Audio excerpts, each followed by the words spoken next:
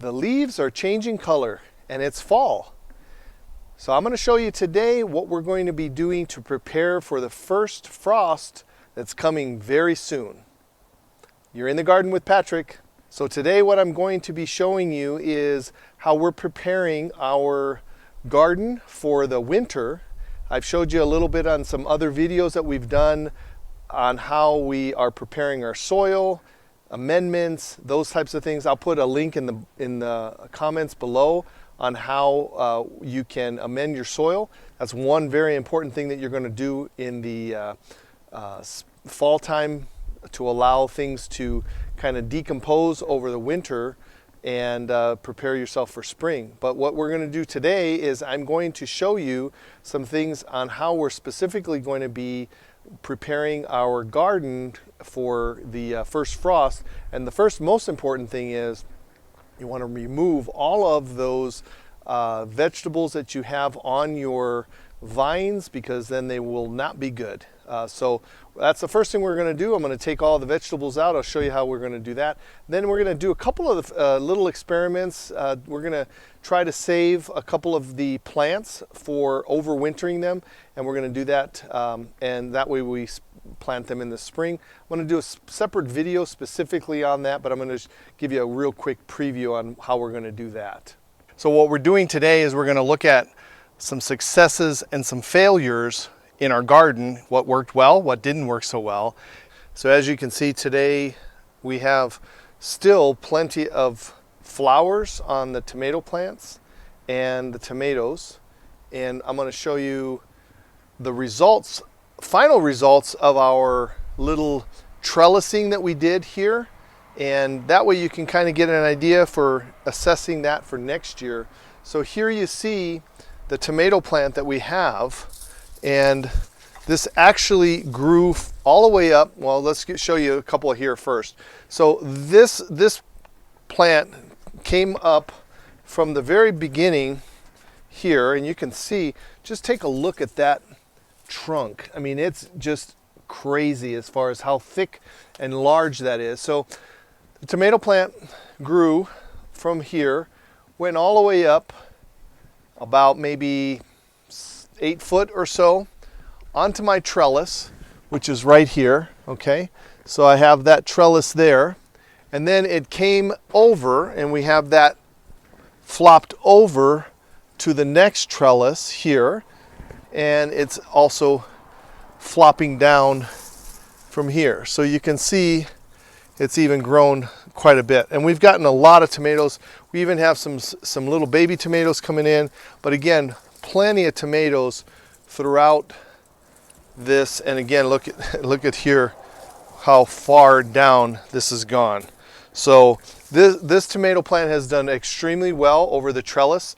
Might even consider doing a little bit larger trellis. And then what it does is it kind of helps, especially in the middle of the summer, helps shade some of these. Now the negative, of course, for that is that it does shade your plants, and they also are fighting for some sunshine, so that's part of the issue. So the plants won't do as well. But again, you can see here we've got some bell peppers. So we're going to harvest all of these jalapenos. They're not the size that we necessarily want, but again, the freeze is going to kill it all here pretty quickly. So I have tomato plants, I have jalapenos, I have serranos, and again, here's the serrano plant. Back here, the leaf cutters got those. Interesting. But we have a lot of flowers and still developing poblanos that are coming in, but we're going to have to take those out. I might leave the plants in just to see if the frost allows that to let these live a little bit. But typically when you have a freeze, it'll kill off the plant completely and the flowers. So we're going to just take all these poblanos out just so we can save those. Save your seeds, of course. Now look at my green beans that we planted in the July time frame. So I've gotten a couple here where I can harvest the actual seeds. So I'm going to use those for next year. These are our contenders that we planted, if you remember. I have my basil plant. So again, we have another video. I'll link that into the description below. We have the basil, sweet basil in the back, and you can see how these turn. Okay, so look at the flower. That's where the flower is. You can still see some flower in the back there. And then the flower turns into the seeds here. So we're going to harvest all of these seeds, and that way we have some for next year.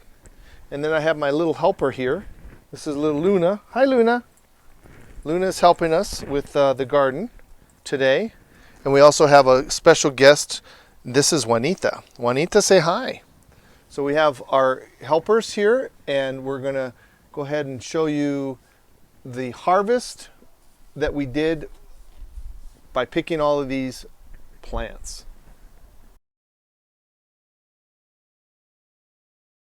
So if you remember, we also planted some of our zucchinis in the middle of the year, and we've gotten several zucchinis from this planting. This was around July when we planted these, and I've gotten a lot of zucchinis. Again, these zucchini flowers are excellent if you want to make some of those. But again, we're going to pick these zucchini plants, and I still have one loofah that I'm experimenting with. I'm letting that sit out here to dry and see what happens if it freezes, so that way we have a better idea. So these are called Mexican petunias, just a beautiful flower. If you ever have a chance to get these are very heat tolerant. But I want to show you the year end here for how you can grow your zucchinis vertically. So this is a plant here that I planted, and again you can see how it's just growing all the way up vertically here, and I actually cut it here at the top, but it's still growing. You can see here still got some flowers going on it, but this is, you know, probably a 5 foot tall zucchini plant that I planted. This is one that I planted in container. Did not do as well. Again, watering is an issue too, but I just find that the container gardening for the zucchini just doesn't do as well. So over here we have here our tomato plants that again just kind of were what we call volunteers. I had an empty pot here that was just kind of sitting here, and what ended up happening is I got some tomato plants that started growing. I just let them go. And as you can see, we have a lot of flowers here from the tomatoes, and we actually have some little tomatoes. These are the cherry tomato variety. I didn't know what was coming out, but again, you can see pretty nice. So I'm going to take these inside and see if we can put those under grow lights and try to keep those a little bit longer to grow. We'll see how that works out. So my loofah plant pretty much gone for the year. I still have 1 or 2 here and there, but again, we'll see how those go. So that is pretty much it as far as the major growth. Let me show you real quick my other experiment here with our container gardening with the spinach, cilantro. These are cold hardy, so these will last for throughout the winter. And again, this is where we planted our garlic. Please make sure you check out that video on how to plant garlic in containers. It's a really good video, and you can still do that actually right now. Purple basil, I'm going to show you how we can save that basil for the next year. And again, we have the last part of our purple beans. I'm going to let this go to seed. And we have our peas. I didn't do very well with my peas here in regards to growing them up the trellis, but I'm kind of experimenting with them for 2 reasons. The first is to allow them to add more nitrogen back into the soil. That you can do that as a cover crop, but also more specifically you can harvest the green part of the pea and eat those too. Again, we talked about the the volunteers. So again, I've got a tomato plant that just kind of came up. So I'm going to let that just kind of die out. And I still have 1 sugar baby watermelon that we're going to go ahead and harvest today. So again, here is the big zucchini plant that we have here.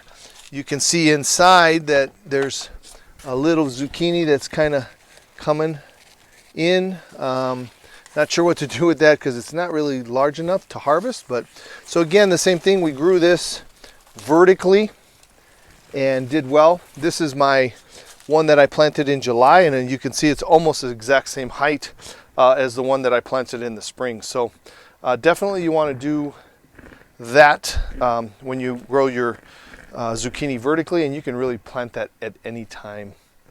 So that is the garden that we're going to harvest from. These are our spring garden. I'm sorry, our fall garden. And you can see here the bok choy. And I have to thin those out still. You can see we planted a whole bunch of seeds. There's going to be about 4 to 8 of them in each of these square foot areas. This is our romaine lettuce. I have some carrots that are coming up, popping up all over the place. And here is where we planted our garlic. If you want to check out that video, again, we planted some in the ground and we planted some in the containers. The one that's in the ground, we had 2 different varieties. The one was a store-bought one, and then we also had one that we purchased from a nursery. So you can take a look at the how that ends up. We'll put a link when I harvest those in the spring of this year. So that is it. Let me go ahead and show you what we're going to do now for the plant that we're going to try to keep over and overwinter them. I'm going to try to do that with one of my poblanos, one of my bell peppers, and one of my jalapeno plants. I might even do a serrano, depends. So you'll see that. I'll link that here right after this. So one failure for sure is the zucchini that we put and planted in our containers. You can see we still did get some zucchinis. They weren't very large, and the plant did not do as well as I would expect, partly because maybe the size of the container, but again, the container zucchini at least didn't do very well. Other plants do well with containers, and this is one of my sashito peppers plants, did very well in this container. So there you have it, gardening 2022 in the garden with Patrick. We have some things that we're still going to be doing over the winter. So if you haven't subscribed to the channel, please consider subscribing and hit that like button if you found something of value, and share this with your friends. That tells YouTube that this is something of value, and they'll kind of help and put that up at the top of the list for people that are searching for YouTube channels and gardening. And again, thanks for watching. Until next time, happy gardening.